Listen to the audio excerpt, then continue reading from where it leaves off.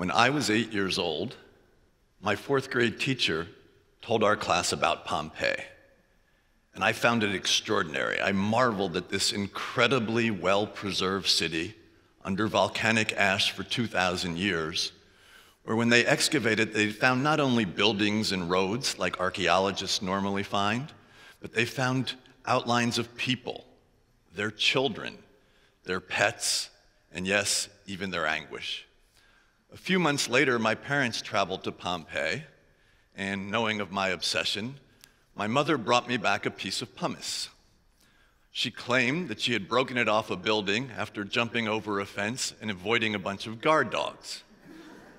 In my family, we call that a quirky. But I've been making up for that imagined or real destruction ever since. I still have that stone. It sits on my bedside table for many years when I was growing up, and it made me wonder, who built the building? Which building was it from? What were these people's lives actually like? It let my imagination run wild.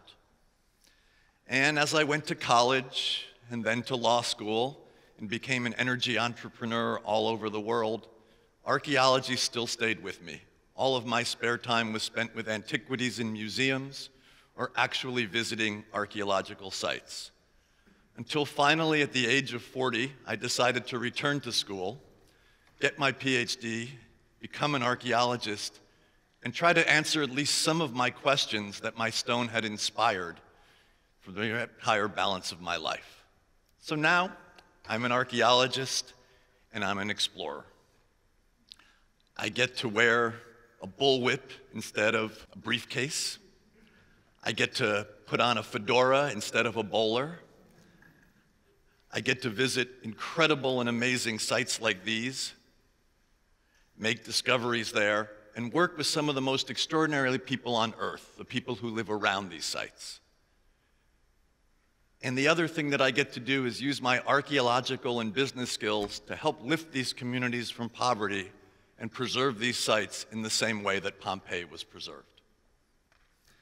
Now, you may not be aware that many of the world's most important archaeological sites coexist with some of the world's poorest people, from Chotuna here in Peru, the same site where I showed you the drone footage, to Petra in Jordan, to Chanquillo, the world's oldest solar observatory, also in Peru.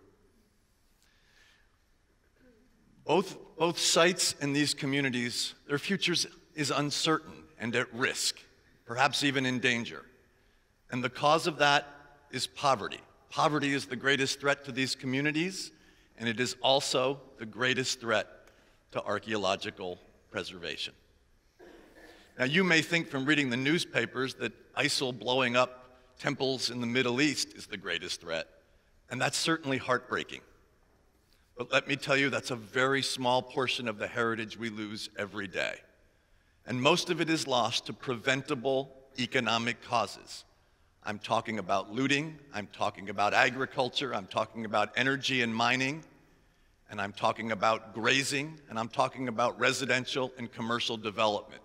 Those are the real threats to preserving our past. And so you have to ask yourself, if the threats are all economic, shouldn't the solution to the problem be economic as well? If we can provide some economic stability to these poor communities, isn't that possibly a better way to save the archaeological sites?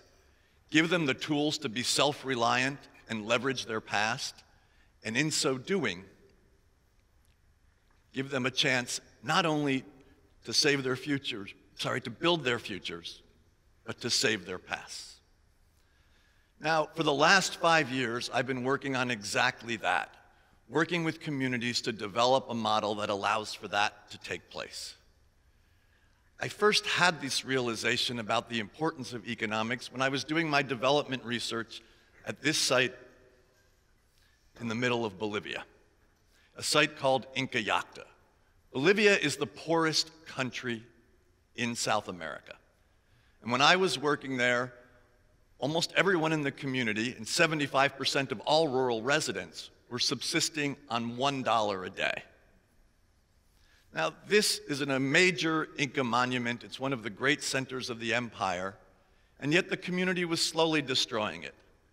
Not out of malice, not out of lack of knowledge of its importance, but because of their poverty.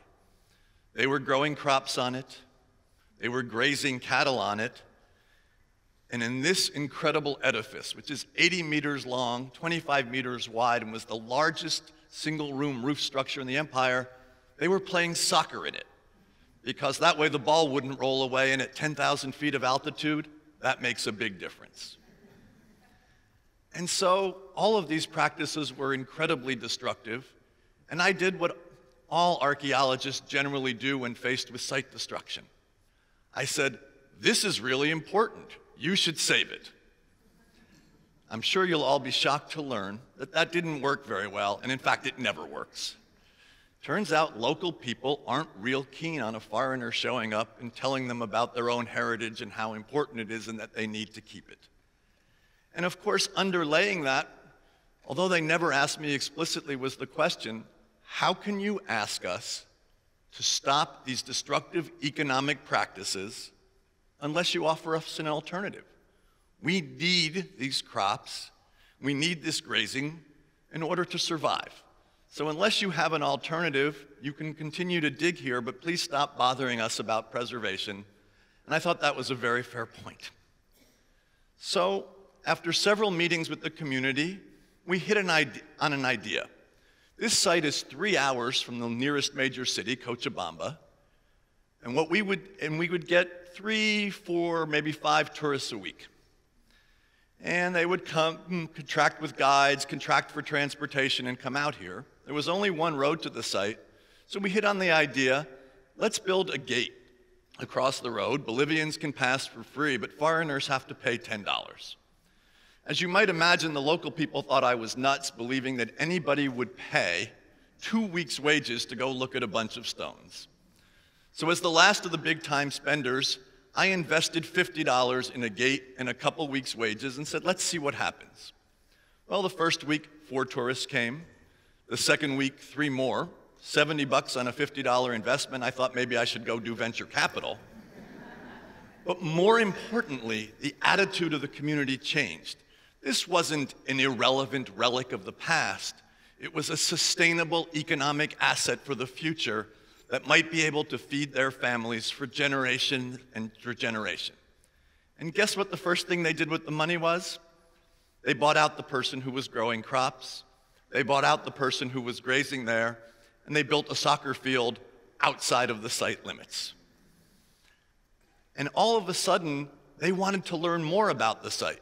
Not because they hated knowledge, but now this knowledge was actually related to some tangible economic benefit.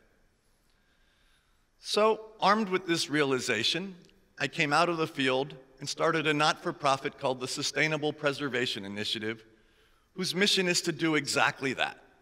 It's to create long-term sustainable economic opportunities for communities so that they can exploit their heritage sites sustainably and not destroy them, so that it can provide that economic alternative, and so that people have a reason not only to preserve their past, but to embrace it and work on it with all the dignity that that implies when you're able to enjoy your own history.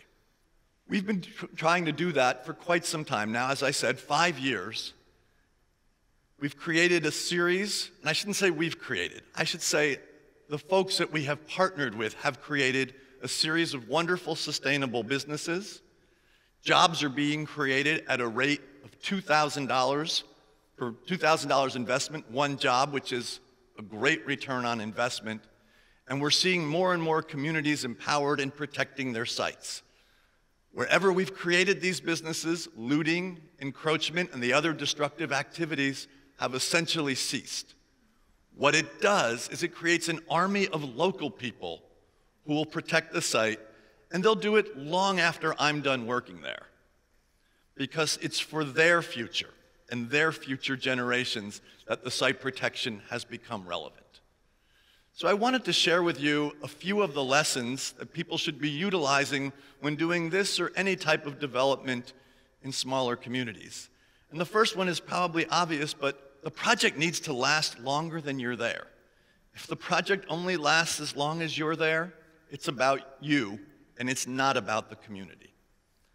The second thing, and the reason we had all those community meetings, was the only paradigms at work are community-led, small-scale, bottom-up solutions. Cookie-cutter, top-down solutions never, ever, ever work. The third thing is you need to create real businesses, not make work. And that means you need a capacity training program to give these people the knowledge that they need in order to run businesses. So that's not just making pretty crafts, that's accounting, that's taxes, that's inventory, stuff that sounds really dull, but is incredibly, incredibly important when you're talking about building a successful business. Because when they build that successful business, they're not dependent on you coming back to fund them every year, because we all know that funding runs out and the program runs out. Now, we all know the story of give a person a fish, they eat for a day, teach a person to fish, they eat for a lifetime. It's not true if you can't afford a rod and you can't afford a boat. So the next thing you need to do is give people the seed capital they need to make those kinds of investments possible.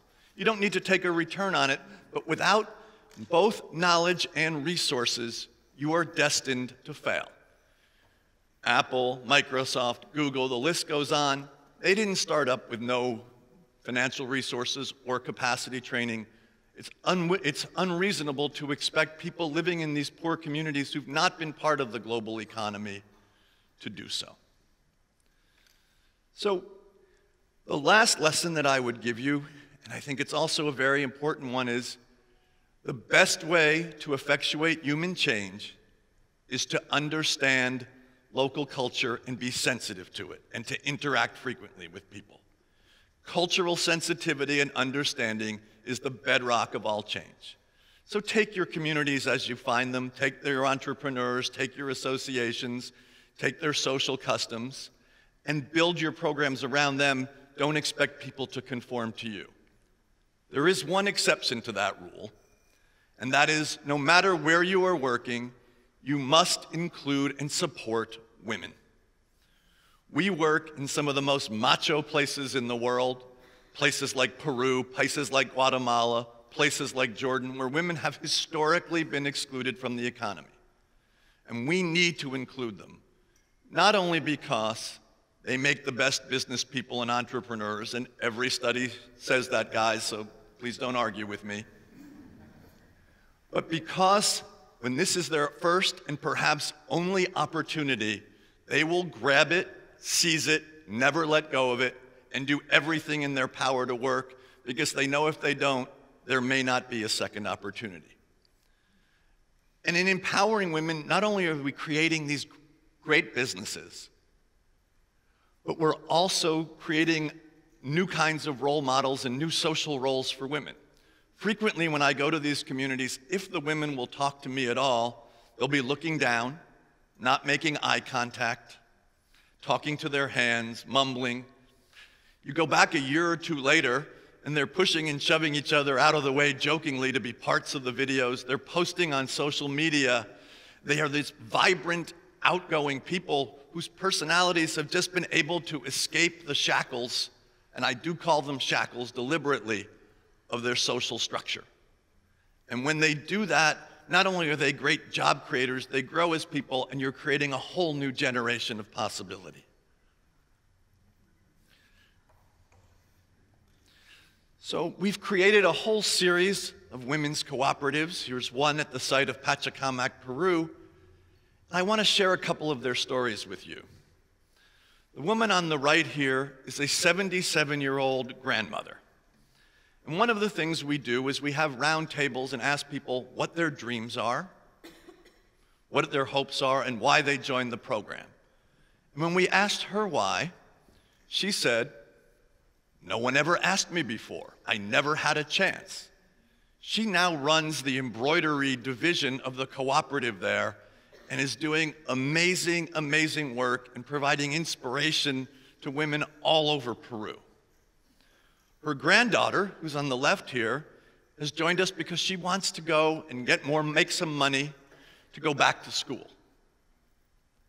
And in fact, she's learned so much about business that a local university has given her a scholarship to take business classes so that she can improve herself. These are the kind of stories that come when women get these opportunities that they so richly deserve and never get. I'd like to conclude with one of my favorite stories because it talks a little bit about how this social change can sweep through other communities as well beyond the women themselves.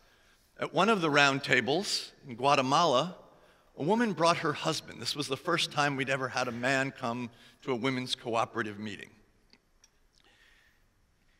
And he began to tell his story about how he didn't like the idea that his wife was going to be working. And he told her that she was going to have to drop out of the program if his meals weren't done, if his house wasn't clean, all of the traditional duties in Guatemala that a wife is expected to fulfill.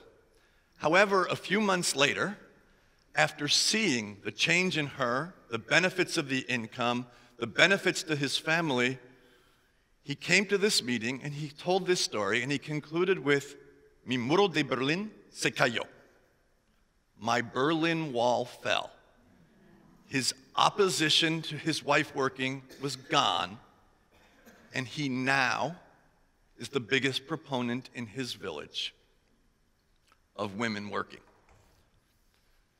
These are the kinds of changes we can make with programs of economic development to preserve the past.